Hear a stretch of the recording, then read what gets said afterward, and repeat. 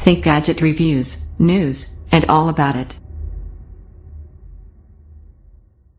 Oppo R9s review. Slapping ends onto last year's phone and calling it a day? It's fast becoming a mark of shame, the digital tramp stamp that says we're not even trying that hard this year. Apple does it. Digital darling OnePlus does it, even if it went with a T, just to be different. A few speed upgrades here, a camera tweak there, not exactly enough to get phone geeks excited anymore. That should mean Oppo's follow-up to the R9 falls into the same shamefaced category of just a little better. But does the R9s actually shine on its own, with thoughtful tweaks that pull it out of the shadow of its predecessor? Oppo R9s design, no flair but no complaints either. There's nothing to knock when it comes to looks. The R9s is slim, with a glinty, chamfered edge running around its 5.5-inch screen. Sure, it's awfully reminiscent of an iPhone, but which phone isn't nowadays? You'll spot the difference around back, though. Even the thick antenna lines that Apple can't hide on the iPhone have been split into 3 fine lines here. It might be a small detail, but it adds to the overall elegance of the phone and means you don't need a case or cover to hide the antenna line scarred rear. Move your thumb onto the home button and you'll see how the R9s more than reminds us of the iPhone 7. It's not actually a button, but a solid-state one that hides a crazy fast fingerprint sensor. It's constantly reliable, even with the moist prints that come hand in hand with Singapore humidity.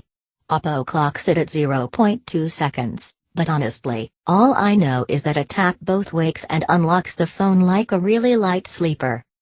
It was equally responsive when I was at a music festival, even though the phone was slightly wet from the rain. Sadly, the hydrophobic coating only goes as far as the home button, the rest of the phone isn't waterproof. Oppo R9s display, now, it's clear. It might not be a match for the pin-sharp, 535p Galaxy S7 Edge, but the R9s is easily on par with the Retina HD display of the iPhone 7 Plus. The AMOLED screen rings in at 1080p, which translates to 401p. Text can sometimes be a pain to select specifically, but emails are a breeze to power through on the sizable screen. It's also got punchy colors that show up well even under direct sunlight. Oppo's version of night mode, called Eye Protection Display, strips out blue light from the screen to make it easier on your peepers once the sun goes down. It does the job just fine, even if it's limited to low, medium and high settings, rather than more individual customizations. The R9s regularly emerged unscathed from the depths of my bag, thanks to Corning's Gorilla Glass 5, but the back of the phone hasn't been so lucky. You might want to slap on a protective case, then, but can save on the screen protector. Oppo R9s camera, double or nothing. The original R9 was a true selfie at extreme. The front-facing snapper had a higher resolution sensor than the one bolted to the back of the phone. That's changed for the R9s, with both cameras getting 16MP sensors. The 16MP Sony sensor on the rear comes with dual-phase detect autofocusing, making it easier to capture clarity in challenging light conditions. The wider f/1.7 aperture lets in more light than the R9's f/2.0 lens, too. It might not sound like a major jump, but it's significant enough to make a difference to your low-light shots, which is where it really counts these days. In the sunniest of conditions, the rear camera shines, producing clear sharp shots that would be hard to distinguish in a photo lineup of those turned out by flagship snappers. Colors are vibrant, bokeh turns out really nicely without much effort on my part, and there's plenty of rich detail in every shot. It's really hard to hate anything about it at all. In less than optimal light conditions, the camera retained its speedy focus and turned out images fast and clear whenever I kept my hands surgeon steady. However, there's still some noise in darker shots, although it does a tremendous job of doing justice to night lights. The illuminated signs of a Ginza shopping strip never looked better and colors looked better than real life. Too bad it doesn't come with OIS. Like the R9 before it, the R9s comes with a stonking 16MP front camera with an f/2.0 aperture to help you find the light for good selfies. It also comes with a beauty mode, as most Chinese phones do, that will smoothen your skin and give you the glow of someone who manages to squeeze in a 5 kilometers run every morning before work. Personally, I'm not a big fan of its airbrushed effect, but at least you don't have to open up another app for your hashoed post. If you're a YouTube wannabe, the Oppo R9s shoots in 4K too. Not bad for the money, really. Oppo R9s user experience, a splash of color. It shines at one thing, keeping operations lean in order to squeeze a seriously long time out of the battery. It automatically suspends app activity if things are running in the background, handy for some things, but annoying for others. You can disable it for individual apps, though. When low power mode kicks in, it even switches off connections, both mobile and Wi-Fi, to really stretch out that battery. I didn't even realize until I found it strange that my phone was so silent.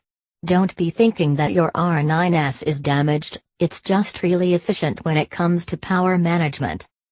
With a Snapdragon 625 CPU and 4GB RAM keeping its insides running at optimal speed, the experience was silky smooth, albeit a little underwhelming. The R9s responded readily to my tappy demands without breaking the momentum. Need for speed, no limits flowed, as you'd expect from a 1080p smartphone. It comes with 64GB storage out of the box and its dual SIM tray doubles up as a microSD card slot, expandable up to 256GB. You know what this means, load it up with all the videos you want. This phone has the battery to let you power through more than a few episodes of Westworld. And guess what? It hasn't forsaken the headphone jack or the microSD port, so if you're a fan of old-school connections, you'll be able to use your old-timey cables with this phone. Oppo R9s battery, can't stop, won't stop. The Oppo R9s lasts and lasts. On occasion, I've used it for 2 days straight. When an iPhone 7 would have lasted through one, it's a modern miracle by today's smartphone standards. It even lasted me on a 4-day Japan jaunt where it was mostly on standby. The 3010 mAh battery isn't excessive by today's standards, but it just wouldn't quit. In fact, the reason I took so long to file this review wasn't procrastination, not all of it anyway, but waiting for the battery to drain was taking longer than other phones. When the battery eventually sputtered out, the Oppo R9s VOOC rapid charging will further set your mind at ease. It went from 18% to 93% after about 40 minutes. Even if I forget to flip the switch while charging my phone overnight, charging it in the 20 minutes I take to get ready is enough to juice it up significantly, from 24% to 60%, without a perceptible increase in body temperature. The Energizer Bunny would be jealous. Oppo R9s verdict. The Oppo R9s is not going to blow your mind with bells and whistles. But maybe that's a good thing, because most people don't need bells and whistles, you just need a good reliable phone. That's what the Oppo R9s is, with the improvements made where they count the most, camera and battery life, putting it ahead of its predecessor. It performs incredibly considering the reasonable price. The Xiaomi Mi 5 is a worthy contender, although it doesn't have the same expandable storage, and the excellent OnePlus 3 is a smidge more expensive, but packs a more powerful Snapdragon 820 chip. In any case, both examples do not have the will to last as long as the R9s. If battery is what counts for you, the R9s is a sure mid-range bet.